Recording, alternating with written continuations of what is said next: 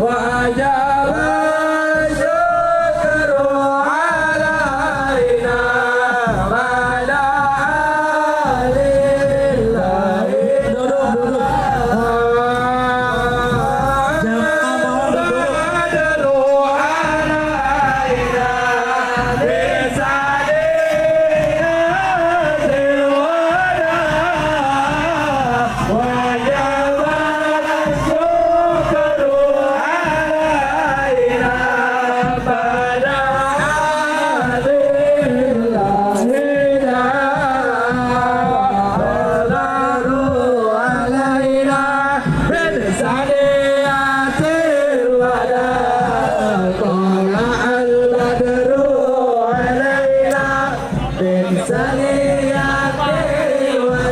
Ya, stop. Duduk, mohon jamaah tenang. 5 menit, kita kasih kesempatan. Habibana istirahat 5 menit. Stop. Lalu ada Nabi Muhammad. Duduk. Ayo, mohon duduk biar rapi, kondusif. Kita kasih kesempatan Habibana Bahar 5 menit untuk istirahat. Langsung, monggo. Al-waqt fil tafadhal. Shallu ala Muhammad.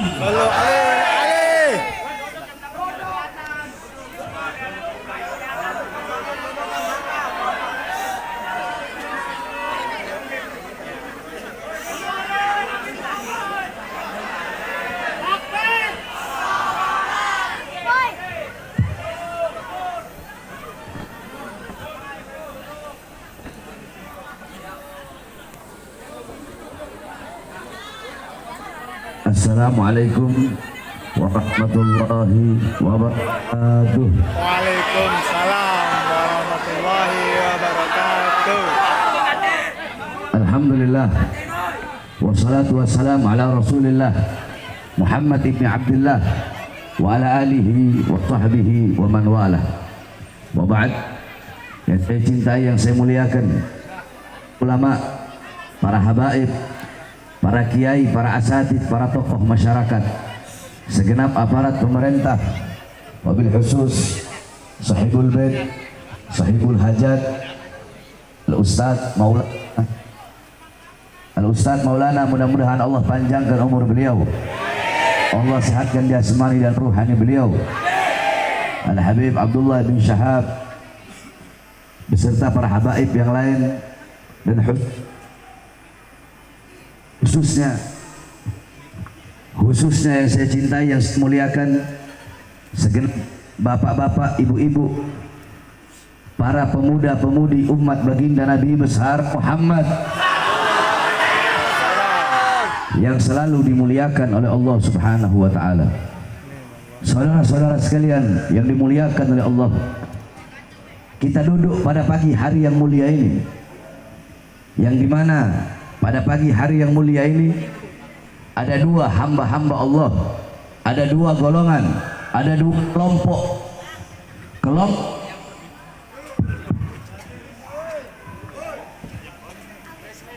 Kelompok yang pertama, golongan yang pertama adalah golongan hamba-hamba yang pada malam hari ini, pada pagi hari ini mereka sibuk dengan perbuatan dosa, perbuatan maksiat, mungkarat, dalalat, sayyiat, mukhalafat. Mereka lupa dan lalai kepada Allah Subhanahu wa taala. Golongan yang kedua, di saat golongan-golongan, di saat kelompok-kelompok yang lain, di saat hamba-hamba yang lain, mereka terlena dalam perbuatan dosanya, mereka sibuk dalam perbuatan maksiatnya, ada sekelompok hamba, ada sekelompok golongan, yang dimana golongan dan kelompok ini di saat hamba-hamba yang lain sibuk dalam perbuatan dosa, hamba-hamba ini sibuk untuk berbuat taat kepada Allah, sibuk untuk taat kepada Allah. Lidah mereka basah dengan berzikir, dengan bersolawat kepada baginda Nabi besar Muhammad sallallahu alaihi wasallam. Alhamdulillah, kita bersyukur kepada Allah.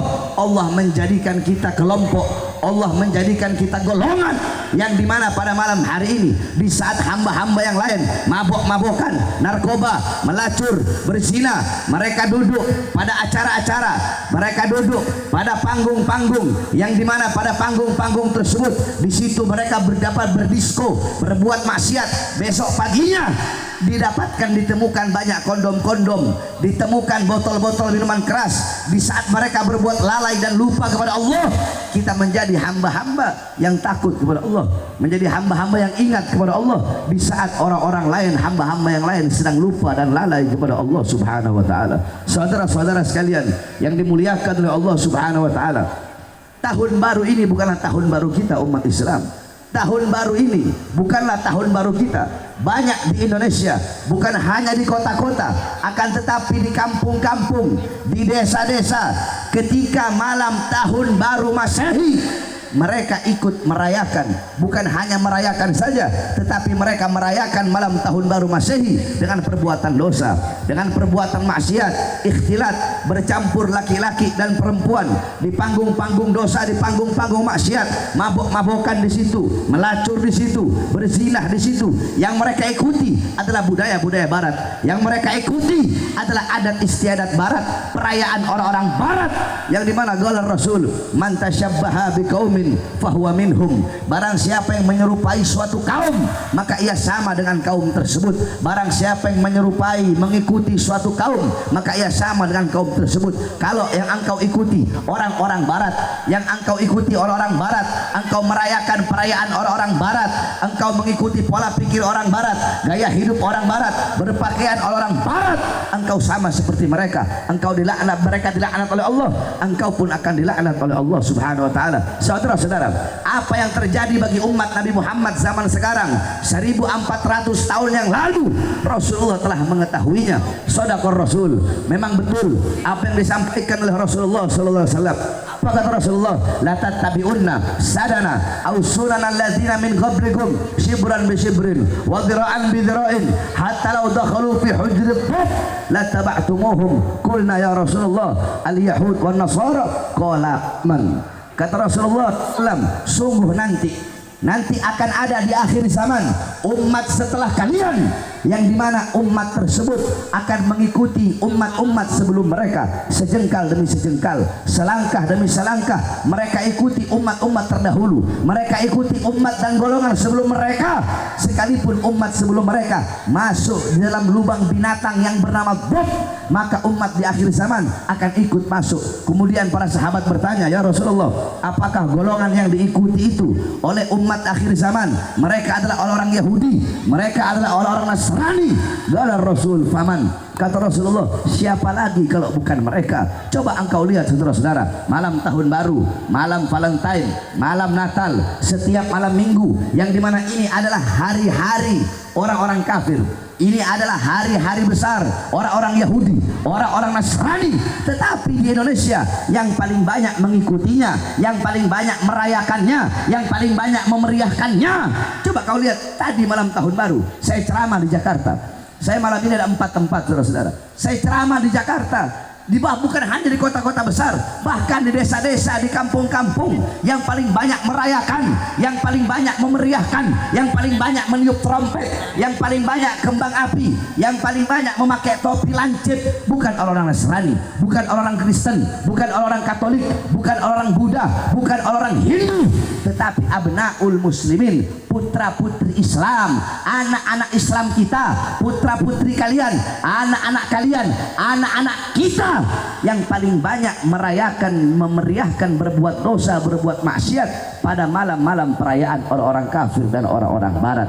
Oleh karenanya jangan heran saudara-saudara, kenapa Allah berikan bala, kenapa Allah berikan bencana, kenapa Allah berikan musibah tiada henti bagi bangsa kita, bagi negara Indonesia yang kita cintai. Kenapa? Karena terlalu banyak perbuatan dosa, terlalu banyak perbuatan maksiat, perzinahan di mana-mana, pelacuran di mana-mana, mabuk di mana-mana, narkoba di mana-mana. Sebab terlalu banyak perbuatan dosa dan perbuatan maksiat yang kita lakukan di muka muka buminya Allah. Makanya Allah berikan bencana, Allah berikan gempa bumi, Allah berikan tsunami, Allah berikan kebakaran, Allah berikan berbagai macam bencana alam, karena terlalu banyak hamba-hamba yang berbuat dosa di atas buminya Allah Subhanahu wa taala. Saudara-saudara sekalian, apabila ada bencana, apabila ada musibah, Allah berfirman dalam Al-Qur'an, "Ma asabaka min musibatin fabima kasabat aydikum." Apa-apa yang menimpa kalian daripada musibah, daripada bencana, daripada gempa bumi, daripada tanah longsor, daripada banjir, daripada kebakaran, itu akibat perbuatan tangan kalian, itu akibat diri kalian. Wa ma asabaka min hasanatin faminallah wa ma asabaka min sayyi'atin famin nafsik. Apa-apa yang menimpamu daripada kebaikan itu datangnya dari Allah, dan apa-apa yang menimpamu daripada keburukan, bencana dan musibah itu akibat perbuatan dari diri kalian sendiri. Makanya kalau ada bencana, kalau ada musibah, jangan kita bertanya kepada Allah, ya Allah, kenapa air laut engkau tumpahkan ke muka bumi? Ya Allah, kenapa bumi engkau belah? Kenapa ada tanah longsor? Kenapa ada gempa bumi? Jangan bertanya kepada Allah, tapi tanyakan kepada diri kita, tanyakan kepada diri kita, tanyakan kepada anak-anak kita, tanyakan kepada putra-putri kita, tanyakan kepada bapak ibu kita, tanyakan kepada orang tua kita, tanyakan kepada para ulama, tanyakan kepada para ustadz, para kiai, para habaib, tanyakan kepada para guru-guru agama, tanyakan kepada para pengurus-pengurus masjid, tanyakan kepada para pemimpin-pemimpin majelis taklim, tanyakan kepada para penghafal-penghafal Al-Quran, tanyakan kepada tokoh-tokoh agama, tanyakan kepada para pemerintah, kepada umara, kepada para aparat, kepada para pejabat dari RT, RW, lurah, camat, bupati, wali kota, menteri, presiden, tanyakan kepada mereka perbuatan dosa apa, perbuatan maksiat apa yang mereka lakukan, ketaatan-ketaatan apa yang tidak mereka tegakkan, ketaatan apa yang mereka tinggalkan, keadilan mana yang tidak mereka tegakkan, sehingga mengundang bencana, musibah dari Allah bagi bangsa, negara dan rakyat Indonesia. Saudara-saudara, jangan bertanya kepada Allah, tapi tanyakan kepada diri kita, ulama kita, tokoh agama kita, tanyakan kepada aparat, para pejabat, tanyakan kepada para ulama, para ustadznya, para kiai. Kenapa para ulama, para kiai, para habaibnya jadi ulama-ulama penjilat pemerintah, jadi ulama-ulama penjilat para pejabat? Kenapa ulama-ulamanya jadi ulama kontrak? Kenapa ulama-ulamanya tujuannya amplop, tujuannya dunia, tujuannya harta? Kenapa para ulama menukar kehidupan akhiratnya demi kehidupan dunianya? Kenapa para ulama-ulamanya mereka menjual ayat-ayat Allah demi kepentingan perutnya? Tanyakan kepada para pejabat, tanyakan kepada para pemerintah, kenapa mereka para pemerintah membiarkan rakyatnya kelaparan, membiarkan rakyatnya susah, membiarkan rakyatnya menderita? Tanyakan kepada para pejabat, berapa banyak uang rakyat yang mereka maling, uang rakyat yang mereka korupsi, harta rakyat yang mereka curi, berapa banyak keadilan dan kebenaran yang tidak mereka tegakkan sehingga mengundang bencana dari Allah bagi seluruh bangsa dan rakyat Indonesia. Oleh karenanya saudara-saudara, kita beruntung di saat hamba-hamba yang lain lalai, kita menjadi hamba-hamba yang ingat kepada Allah Subhanahu wa taala. Ini adalah suatu nikmat, ini adalah suatu anugerah yang Allah berikan kepada kita semua melalui perantara Al-Ustadz Maulana, yang dimana pada malam tahun baru beliau melakukan acara, beliau membuat acara Maulid Nabi Muhammad. Kita duduk di sini berzikir kepada Allah, kita duduk di sini bersalawat kepada Rasulullah, sehingga ini kampung menjadi kampung yang berkah. Ini tempat menjadi tempat turunnya rahmat, Amin. tempat turunnya maghfirah, tempat turunnya hidayah. Allah berikan kepada kita semua. Tidak kita pulang dari ini majelis kecuali Allah ampuni dosa-dosa kita, dosa-dosa yang telah lalu, dosa-dosa yang akan datang, dosa-dosa yang tampak, dosa-dosa yang tidak tampak. Allah berikan kepada kita, Allah anugerahkan kepada kita.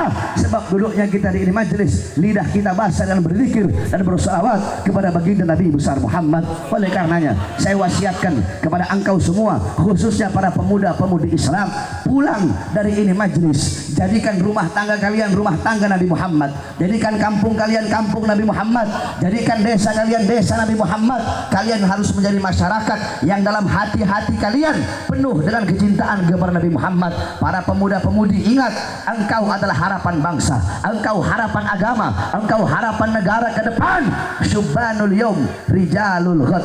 Pemuda-pemudi masa kini adalah pemimpin-pemimpin di masa yang akan datang. Saudara-saudara, baik buruknya bangsa ke depan, baik buruknya negara ke depan, baik atau bagus atau rusaknya, celaka atau selamatnya bangsa kita, negara kita, rakyat kita ke depan, tergantung dari anak-anak mudanya. Kalau anak-anak mudanya baik, taat, patuh, tunduk kepada Allah, maka besok bangsa kita bakal jadi bangsa yang baik, negara bakal jadi negara yang baik, masyarakat bakal jadi masyarakat yang baik, agama akan dipegang oleh orang-orang yang baik.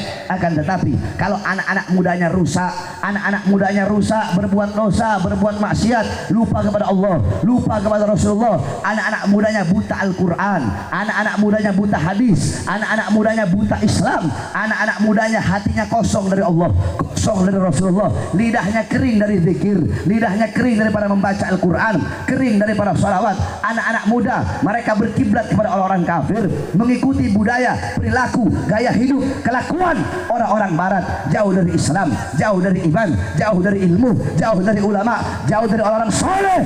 Besok bangsa kita bakal rusak, negara bakal rusak, para pejabat-pejabatnya bakal rusak, dan agama akan dipegang oleh orang-orang yang rusak. Oleh karenanya kalian para pemuda-pemudi Islam harus jadi pemuda-pemudi Nabi Muhammad, pemuda-pemudi yang menegakkan ajaran Nabi Muhammad, menegakkan keadilan, menyampaikan kebenaran. Jangan pernah engkau takut untuk menegakkan keadilan, menyampaikan kebenaran. Jangan takut, jangan pernah engkau tunduk kepada kezaliman, jangan pernah engkau tunduk kepada kemungkaran, jangan pernah engkau tunduk kepada kesewenang-wenangan, jangan pernah engkau tunduk kepada kemaksiatan. Lawan kezaliman, lawan kemungkaran dari manapun datangnya, siapapun pelakunya, jangan pernah engkau tunduk. Saudara-saudara sekalian yang dimuliakan oleh Allah Subhanahu wa taala, sebagaimana yang kalian ketahui, saya Bahar bin Ali bin Smith baru sekitar 3 bulan yang lalu saya keluar dari penjara. Saya berkali-kali masuk penjara, keluar masuk penjara. 2009 saya di penjara, 2010 saya di penjara, 2011, 2012, 2018 saya masuk penjara lagi, 2020 saya bebas, 2020 saya keluar, baru 2 hari saya bebas, baru 2 hari saya keluar sudah masuk penjara. Saya dibawa ke Nusa Kambangan, saudara-saudara. Tangan saya diborgol, perut saya diborgol, kaki saya diborgol. 2021 saya bebas, baru 1 bulan saya bebas. Saya masuk lagi, saudara-saudara, di Polda Jabar 7 bulan, baru saya bebas kemarin bulan Oktober, saudara-saudara. Pertanyaannya, kenapa saya keluar masuk penjara, saudara-saudara? Apakah saya seorang kriminal? Apakah saya seorang penjahat? Apakah saya seorang biadab? Apakah saya koruptor? Berapa banyak harta rakyat yang saya maling? Berapa banyak harta negara yang saya curi? Apakah saya merugikan negara? Berapa banyak aset negara yang saya jual, saudara-saudara? Apakah saya bandar narkoba? Apakah saya pembunuh kelas kakap? Apakah saya penjahat? Saudara-saudara, 2020 ketika saya baru bebas 2 hari, saya ditahan lagi, dibawa ke Nusa Kambangan. Kenapa? Karena isi ceramah saya yang katanya meresahkan masyarakat, meresahkan rakyat, provokasi. Pertanyaannya, apa isi ceramah yang dikatakan meresahkan masyarakat? Kalian mau tahu apa isi ceramah saya yang menyebabkan saya baru bebas 2 hari dibawa ke Nusa Kambangan, tangan saya diborgol, perut saya diborgol, kaki saya diborgol? Isi ceramah saya, siang saya bebas dari lapas, malamnya saya ceramah. Ketika itu lagi PSBB, lagi ketat-ketatnya. Ketika itu lagi masa corona yang dahsyat, semua masyarakat dikurung, nggak boleh keluar rumah, saudara-saudara. Apa isi ceramah saya?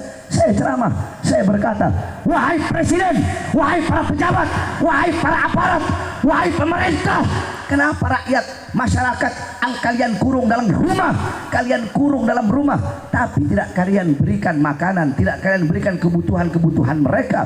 Kalian mau menghidupkan rakyat, mau menghidupkan masyarakat, atau mematikan rakyat dan masyarakat? Mal-mal milik asing, mal-mal milik asing, toko-toko besar milik asing, kalian tetap buka, tetapi warung-warung kecil milik pribumi, milik masyarakat kecil, milik orang-orang susah, kalian paksa untuk tutup. Berapa banyak tenaga kerja dari asing, sedangkan di Indonesia banyak masyarakatnya, banyak rakyatnya, banyak pemuda-pemudinya yang pengangguran, yang tidak kerja, tetapi tenaga kerja terus kalian kirim dari asing. Saudara-saudara, saya tanya, apakah ceramah seperti itu meresahkan? Meresahkan? Yang saya bela rakyat atau bukan? Yang saya bela siapa? Yang saya bela siapa? Yang saya bela siapa? Yang saya bela rakyat, rakyat yang susah, rakyat yang menderita, rakyat yang kelaparan, rakyat yang didustakan, rakyat yang dibohongi. Oleh karenanya saya bersumpah demi Allah, saudara-saudara, saya Bahar bin Smith, demi bangsa, demi negara, demi membela rakyat Indonesia, jangankan hanya di penjara, nyawa saya, jiwa saya, darah saya murah harganya untuk tumpah demi rakyat.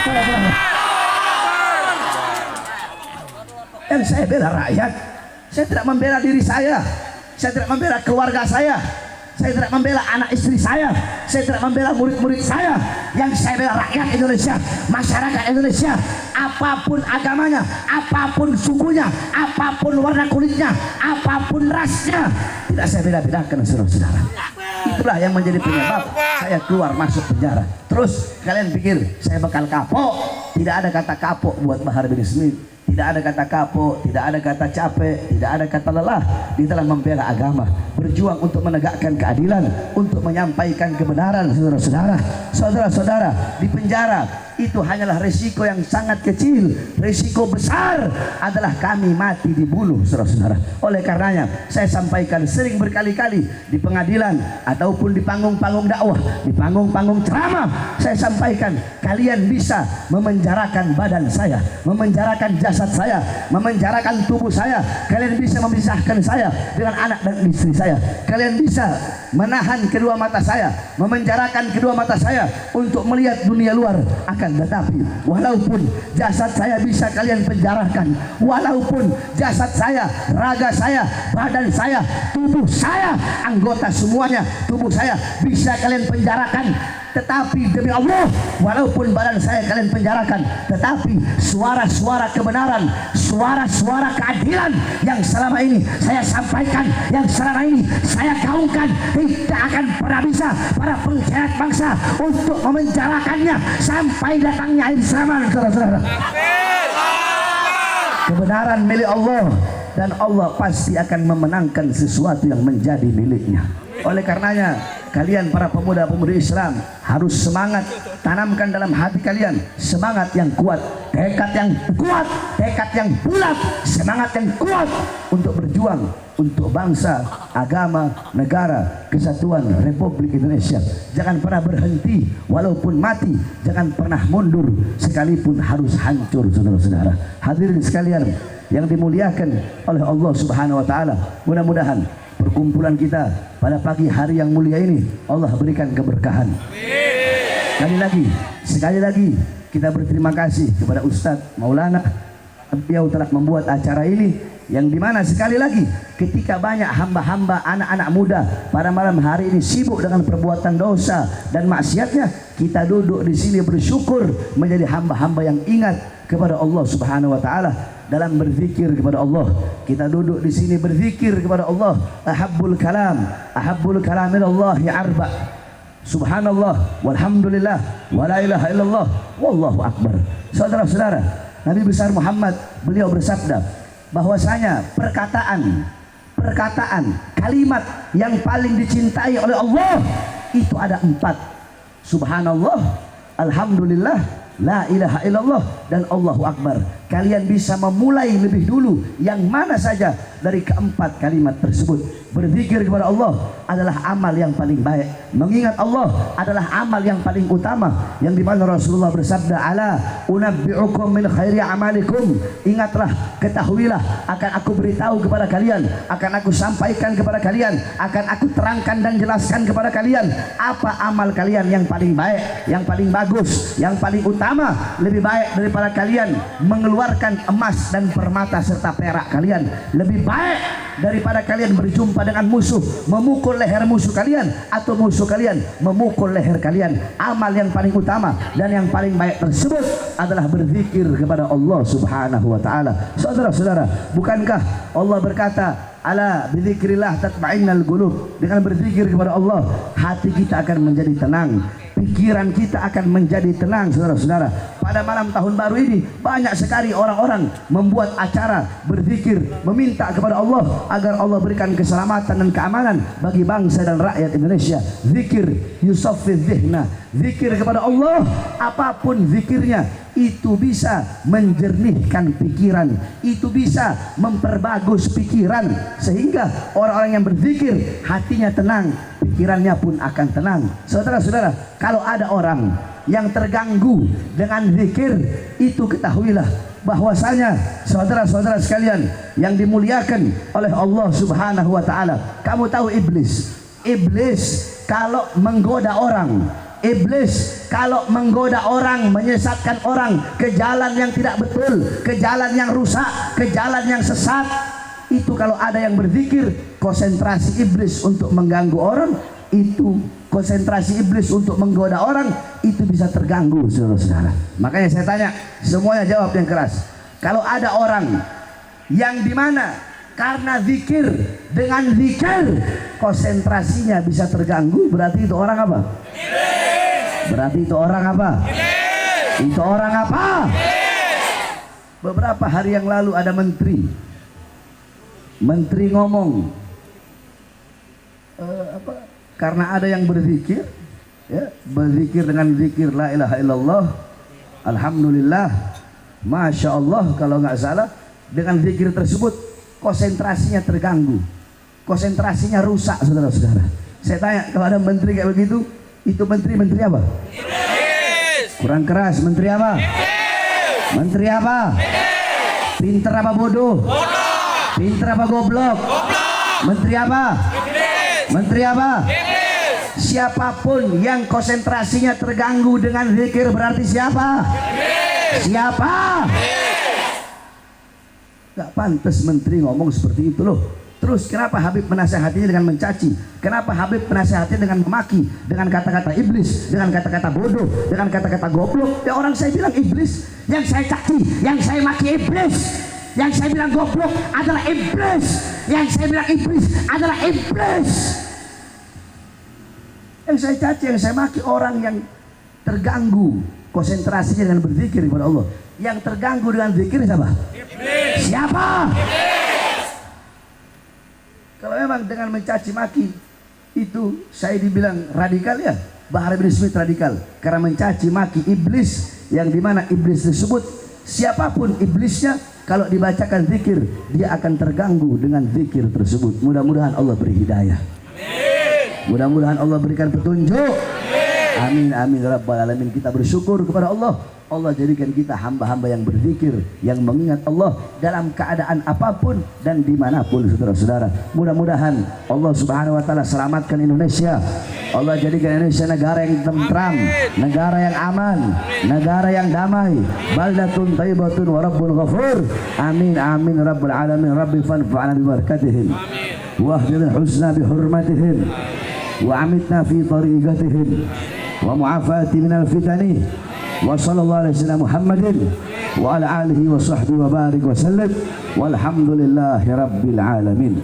Saudara-saudara, saya sampaikan setelah adanya acara ini, saya pada jam 2 lewat saya ceramah di sini. Nanti besok kalau ada yang tidak senang, kalau ada yang mau tekan, kalau ada yang tidak terima, jangan tekan Ustadz Maulana. Mau datang, jangan datang ke panitia pada malam hari ini. Datang ke saya. Saya tunggu di pondok pesantren Tajul Alawiyyin. Kalau mau tekan, jangan tekan panitia. Mau datang, jangan datang ke panitia. Mau datang atau mau tekan, datang dan tekan Bahar bin Ali bin Smith. Saya tanya semua di sini, siap hancur demi Islam? Siap hancur demi Islam? Siap binasa demi Indonesia? Siap mati demi merah? Allahu Akbar! Allahu Akbar. Indonesia merdeka. Merdeka. Merdeka. Allahu Akbar. Walafu minkum. Wassalamualaikum warahmatullahi wabarakatuh. Waalaikumsalam warahmatullahi wabarakatuh.